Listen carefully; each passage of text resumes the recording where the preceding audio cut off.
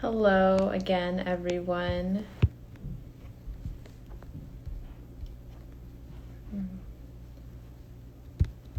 Hello. Okay, while we wait for a few people to come in, I'll talk a little bit about our guest. Who's here, actually?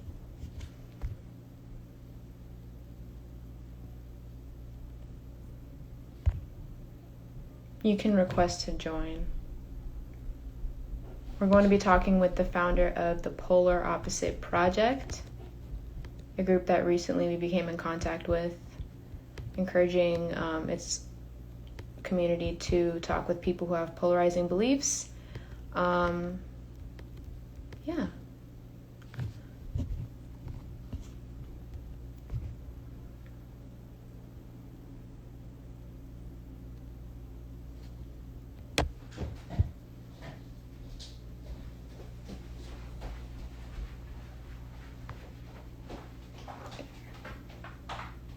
Okay.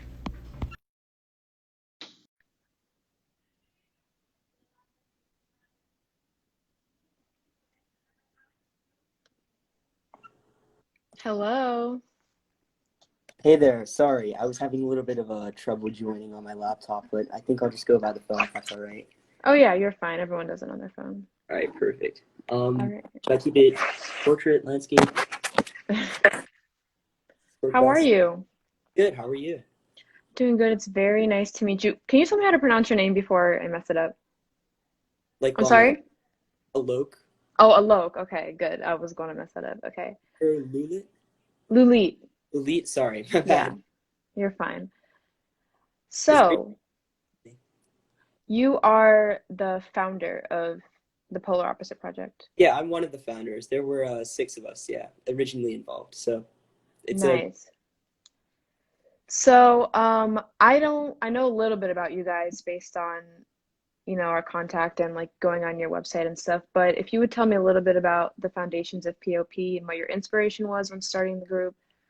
Yeah, sure. So POP, Polar Opposite Project, POP, whatever you want to call it, our main overarching goal is to provide an avenue for participants to have civilized discussion with each other. And we go about that in multiple different ways, but that's kind of the main thing. And I think I can speak for a lot of people when I say that one of the largest social problems in America and even the world is the inability to kind of strike up a conversation with someone that you do know or someone that maybe you don't know that you have differing political or religious beliefs with. And I think that with pop, we're just taking one step in the right direction to allowing that to happen. So did you start this group within like a school or what were its beginnings? Yeah, so it's a funny story, honestly. I think it was one of those 3 a.m. late night group texts. I'm sure you can empathize with that. But yeah, we had this one friend group, and we always got into political arguments with each other about whatever was on the hot plate at the time. And so whenever we did get into those, they got like pretty heated, but we always were able to like stay friends. The friend group was always intact. And I think that what really hit us was like that's kind of like a miracle, or at least not something that you're going to find too commonly around the U.S. Or even the world. And I think that our logic was, well, if we can all have respect and understand each other, even though we have differing political views and go as far to be friends, then why can't the rest of the populace do it? And that was kind of our inspiration for starting it. Nice. That's really cool. So I'm kind of curious as to how you went from those small foundations like locally to becoming global. Like how was that decision process? Yeah, it was pretty shocking.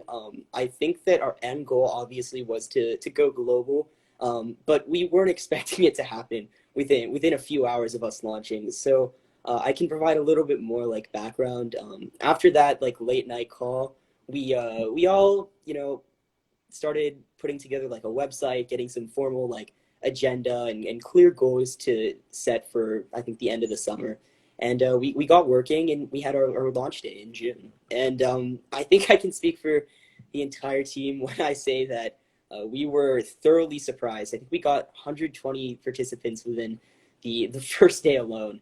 Wow. It was pretty incredible all across the world. I think at that time it was 4 or 5 different nations. Now we're up to like uh, 15 or 16, and it's just taken off from there. And I'm super grateful. And honestly, it makes me really happy that so many people are in tune with our message and are willing to get involved. That's so cool. How did you manage to get that much outreach in such a short amount of time? Yeah, so that's a really, really good question.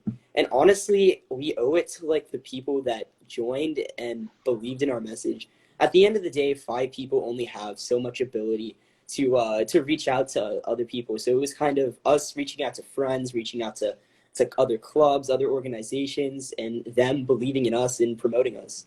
And as a result, we were able to get people all across the world, and they shared it to their friends. So the word of mouth, honestly, is probably the most underrated way of publicity and outreach with that. Additionally, Agreed. we kind of have this ambassador program, and that's to keep that level of growth going up. So there are a bunch of volunteers that kind of apply. We bring them on, we talk to them. They start up their own like mini projects, and they also help with the outreach. So a lot of our current success right now is going out to them. So if you're watching this, thank you so much for helping us. Um, so you're president, is that Um, right? so Or we do like a board of directors kind of structure and play to each other's strengths. We believe that one person shouldn't be prioritized over the other just because I think everyone's opinion values is it should be equally valued, right? yeah. And overall, when you kind of just have everyone as equals, it creates so much less like uh, conflict. And overall, we found that the system works so much better. So what exactly do your roles entail, like Yeah, on the board? Yeah, so within our board of directors, we kind of play to each other's strengths. So, for example, I'm like also pretty big on computer science. I find it really interesting. So, when it comes to like searching and matching algorithms, I've for our group program, which I can go over a little bit later, but that's kind of like where I do a lot of my work in that internal operation behind that. For example, my fellow board member Morgan Nash is extremely talented with graphics. If you've ever visited our website or even just take a look at her Instagram, it's incredible. She's insane at what she does, and she's handled all of that. I know Jess Dannenhirsch is also really passionate about social outreach, and she's really keen on getting her message out there. She's run our social media. Coleman Walsh, really big people person, helped a lot with outreach, and Samantha Podnar is uh, really hardworking and has been instrumental to all of our expansion. She has such a clear vision for where she wants this to go, and I think that we worked together so well that, I mean, uh, we've had really good success over the past few months. So it's just you five that are like leading. Do you have Yeah, a bigger network of like people who are decision makers, or is it just you five and then your network of members? yeah, it was completely student led, created by the students for the students. We make all the big decisions. We're planning on going nonprofit pretty soon, just to open up the scope of what we can do. I also think that I owe again a lot of success to our ambassadors who have done a lot. They do a lot of the outreach, a lot of the heavy lifting that goes under the radar mostly. So again, just big shout out to them. Thank you so much for everything you have done. Yeah, that's amazing. So you are like reaching out to different organizations and nonprofits and things like that. So what is your goal with that? Like I was really intriguing like when I read your email and I saw like how our beliefs align and things like that. So like what is your goal with like external affairs and like outreach? Like Yeah, so on outreach specifically, I think our goal is to um, kind of spread the message that we rely off of. So with outreach, I think that especially with organizations like the Youth Activism Project, we have a lot of very similar and overlapping interests, and I think the more that we can spread our organizations with each other through cross promotion, partnerships with events, and whatnot, I think that it will overall create like a better atmosphere in the future. And I think that if we can't rely on higher bodies of power to kind of push the message of the populace forward, that's kind of when people have to take action on themselves, and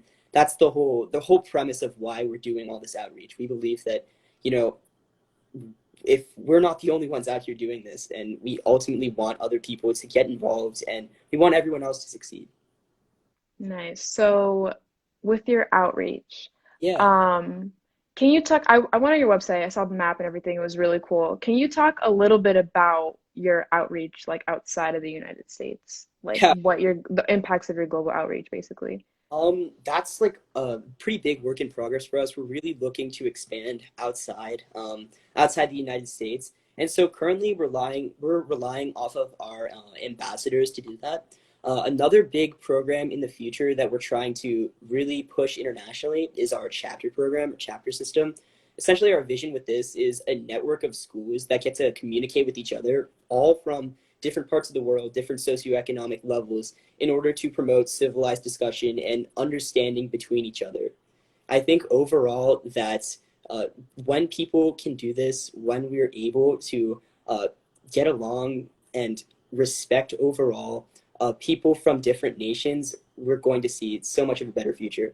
And I think with the chapter system, especially, it has a big impact on the youth. And that's honestly the biggest direction we're going with our outreach across the world.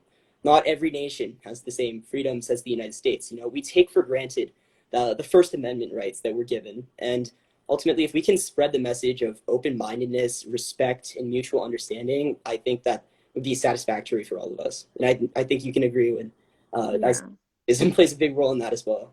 Yeah. So besides that, just like encouraging youth in your network to talk to people who have polarizing beliefs, how do you encourage or like just foster encouragement for people to get into civic engagement and things like that, like actually make change in their local communities using polarizing beliefs?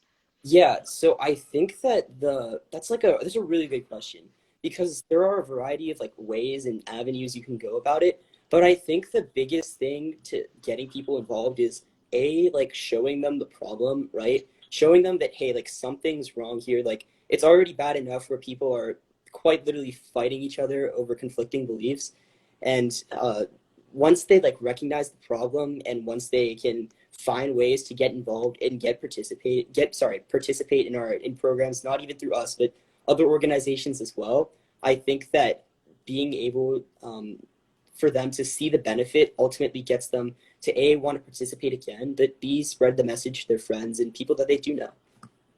So have you like taken any specific initiatives or like held any events or things like that in order to encourage this beyond just like spreading the message about POP? Yeah, so we have like a bunch of different programs that we're kind of running right now. I think events are obviously a little bit hard given the Yeah.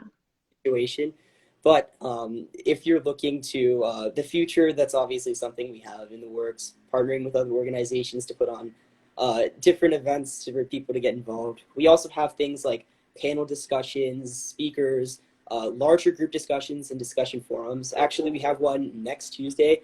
So if you want to pop on over to our Instagram, you'll see that we have an abortion talk Tuesday at 10:30. Really heated topic, something that I feel like a lot of people can empathize with. Conflicting views there. It's going to be really good. Recommend that you check that out. We have Pen Pals, the chapter system, and obviously we're planning on hosting politicians to have like debates or just on our platform. So you guys are nonpartisan, am I correct? Did you hear me? Can you hear me? Yeah, yeah, we're good. We're good. Sorry about that. It's fine. So you guys are nonpartisan, right? You don't Yeah, we're support not any part. specific. Yeah, we're Do you just like, go ahead, go ahead. yeah, we're just like an avenue or in a platform for people of different, belief systems and different uh, backgrounds to kind of come and learn about each other and respect.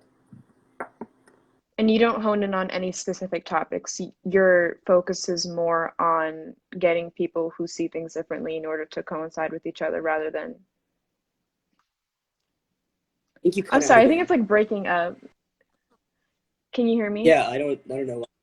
Yeah, yeah, I can. Yeah, I think it's just lagging a little bit. I'm not sure why. But so you don't focus on any specific topics. Your focus is more on coinciding people with different belief systems rather than, you know, any specific topic. Yeah, when it comes to focusing on specific topics, we kind of do whatever is like relevant. So, for example, the last few months, the Black Lives Matter movement has been really on the hot plate. It's been something that has mattered a lot. Lots of conflicting views when you're talking about that, especially from where we come from in suburban Pittsburgh. It's just a whole mishmash of people disagreeing, and so we kind of like to focus on things that are relevant. But obviously, like there's so many issues that people disagree about out there that things that we, and it's not just Yeah.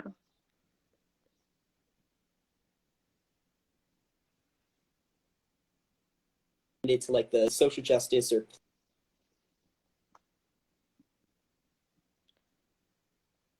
This is lagging quite a bit.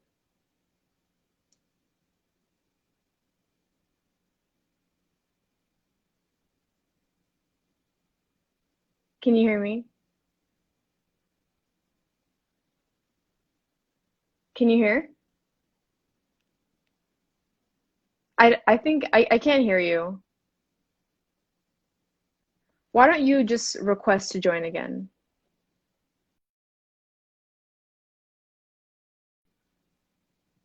Sorry, guys, technical difficulties.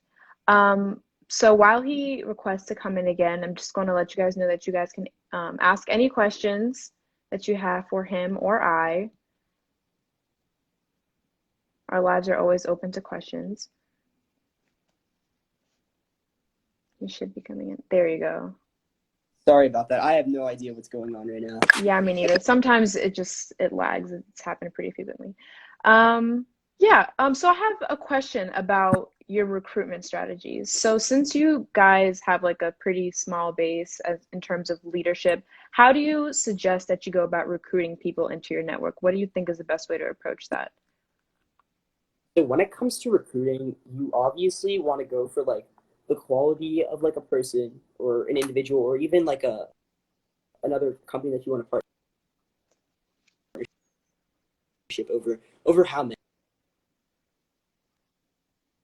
And so we spend a lot of time like taking the search, like reviewing applications to make sure that the people that do work with us, ambassadors, chapter heads, people that want to freelance with us, even other, or you can find like a few quality people that you want to work with, process and the benefits that you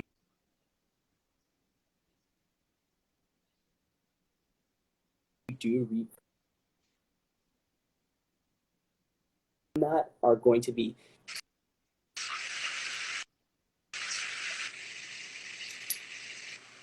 So quality over quantity, basically.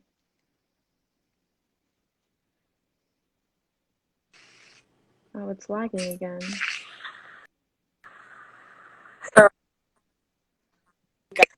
Yeah.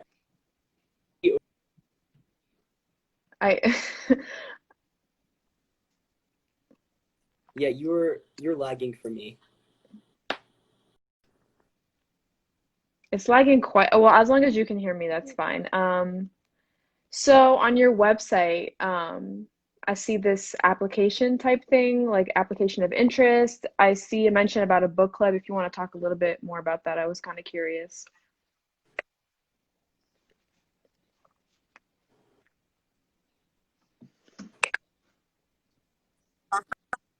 Hmm. Yeah, so as I mentioned earlier, the Polar Opposite Project is kind of like an overseeing body for like a bunch of other different smaller projects, if that makes sense. So we have groups, obviously, we have discussion forums. Right now in the works, we have a podcast. We coined that term actually, and so that is run by one of our ambassadors, Brendan White. He had the phenomenal idea of kind of going and reading books and then being able to discuss them. And so those books may be like a political hot seat, um, things on maybe like economics or whatever is interesting. But right now we're kind of In what we're like in the type format do you guys style book discuss club these books? Like, or where do you meet? we read a book, we go over it in like a big meeting or event, and it should be Did you hear me? Oh, it's lagging so bad.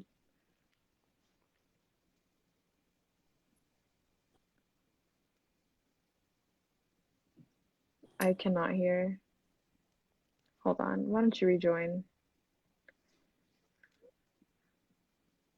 I'm so sorry for the technical difficulties, guys. I don't know what's going on.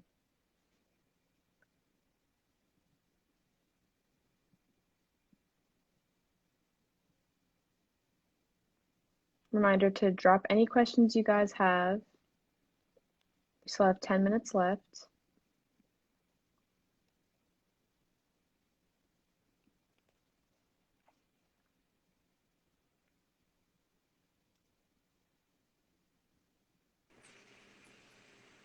Yeah. All right. I really don't know what's happening. I'm so sorry. We'll just go with it. But I think I saw a question in the comments about how groups work. If you could Yeah, you like, can go. yeah, You should can I go answer? ahead and answer that. How exactly do the small discussion groups work? Oh, Yeah. So that's kind of like our tried and true way. It's what we based ourselves off of, and essentially, it's a group of 4 people that get put together. They fill out a short questionnaire beforehand, and then we run it through this one algorithm that we created, and it matches them based on like how different they are. Obviously, it's kind of hard to match people that are complete opposites, just because everyone has things that are similar about each other and different. So with that, we kind of take them 2 to 3 days, a pool of applicants or participants, sorry, and then we put them in a group chat, give them like a little paragraph about how to like be respectful, carry on conversations without offending or so being how insensitive. exactly, like, And what then is your after response that, rate to this? we leave the conversation, and Like, it's all up to how them to what well they does want to this discuss. actually work? Like, what is your feedback level to this process? I'm curious.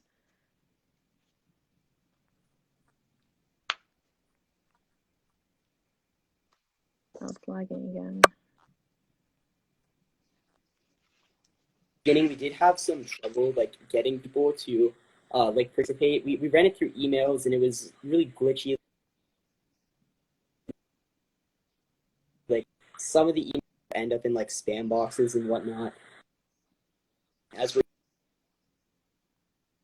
slowly reform the process. Obviously, like a lot of it's a work in progress, and we're definitely open to feedback. So again, if anyone here is watching, part of a group, please don't hesitate to fill out that feedback form. We reach out. Do you guys find it useful to pair these people together? Like, like the outcome of the pairings, does it ever end up in anyone like potentially changing their views about something or opening their eyes to a certain topic? Yeah, definitely. I think that that's kind of been one of the most common responses when it comes to all of this. So when people do join like groups and discussions again are like ongoing, it's a sustainable like long-term connection or like bond that you can form. They kind of don't end over like a week or two, but people's opinions definitely have changed. I know that one of my close friends who had done it said that he started off as being someone who was very like hard with his views. He wasn't really open to change, but once he talked to people who've kind of undergone certain experiences, his view shifted on that respective issue. And I think that's kind of what we stand for: people being open to each other, understanding, internalizing what they say, and then being able to receive. Who knows? Yeah, so your end Altogether, goal we're is trying not to create a necessarily for more someone to cohesive change their future views, for but to be society in open-minded general. to everyone's perspectives, essentially.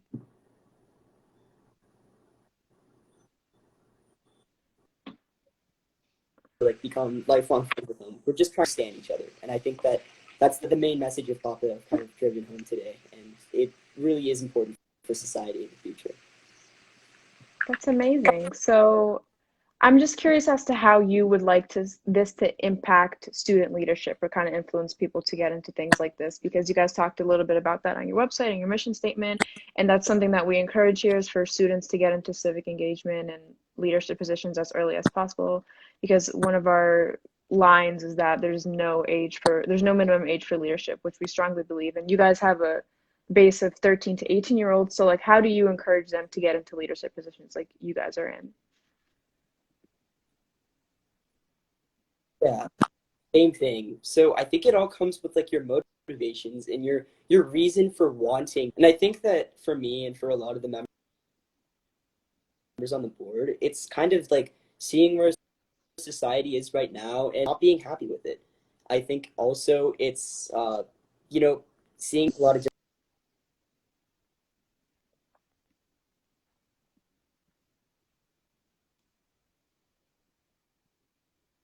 and I think that with student leadership and the overall message of POP itself, it all starts with you.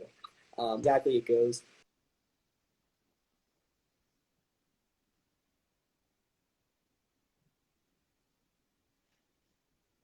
Then the rest of your life slowly like dying. And I think that with student leadership is to like spending it to the fullest, right? Being able to inspire change.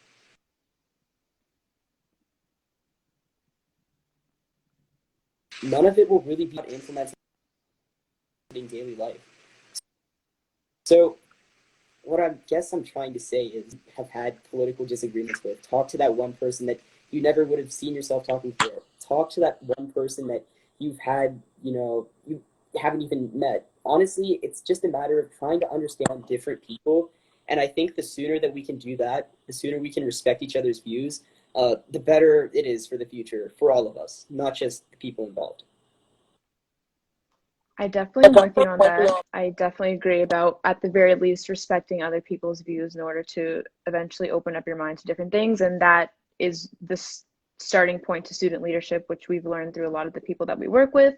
But I'm just curious as to, like, just out of curiosity, what got you into this? Like what kind of leadership, or what were your interests prior to starting POP that got you into this? You or anyone on the e-board? Um, yeah, so for me, I was always a big, like, really different views when it comes to all this. We come from really different, like, but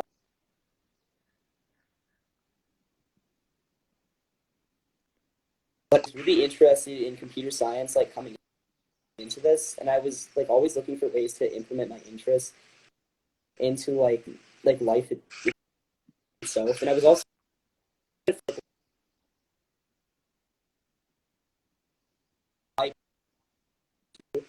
the term, or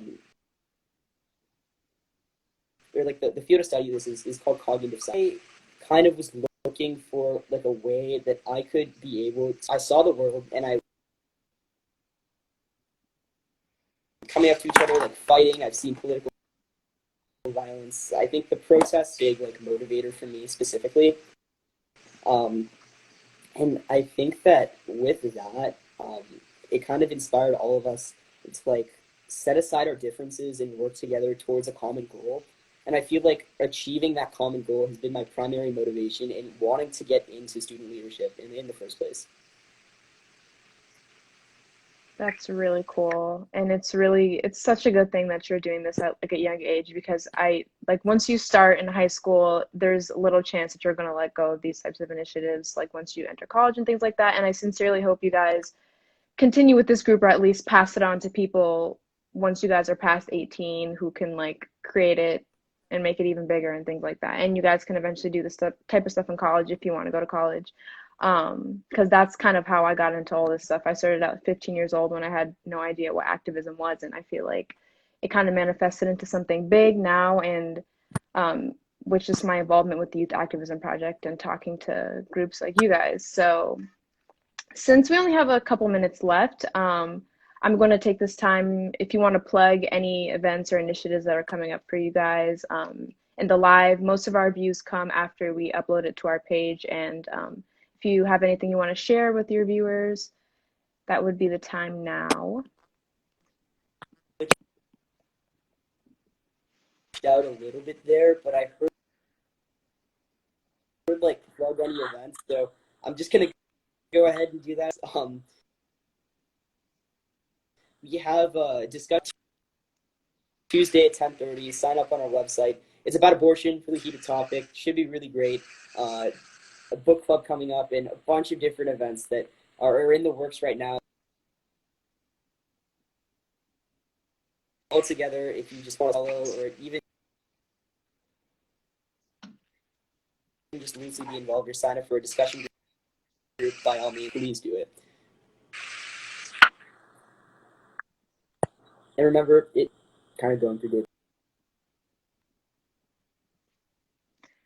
So, yeah, you guys can follow them, but your at is just Polar Opposite Project, right?